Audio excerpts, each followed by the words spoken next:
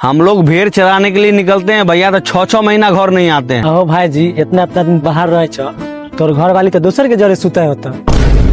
हमार घर वाली ऐसा नहीं है भैया, हमारा घर वाली पे विश्वास है। हम लोग का भैया एको भेड़ी इन्नी उन्ने नहीं होगा, हम लोग का भेड़ी इशारा समझता है।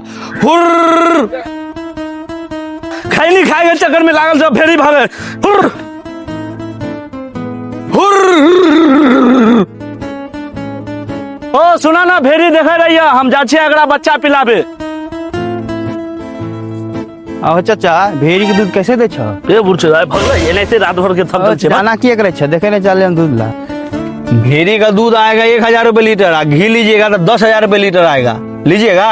हमरा आर के घर तो चौरिये ना भेले, हमरा आर के खाना घर से थोड़ी आवे है, हमरा आर के खुद चौरिये में बना के खाए ला पड़े है। अहो चाचा, दोसर के खेत में भेड़ी बैठबे छ तो पैसो आर लै है। अरे बुआ, फ्री के जुग छै, 400 रुपया रोज ले खेत वाला 400। और गाँव वाला खोजबे छत के घर तो थोड़ी ना होते। आ चौरी में रह छे, बारिश बूंदी में तो छाता के सहारा तो लिए ना होते।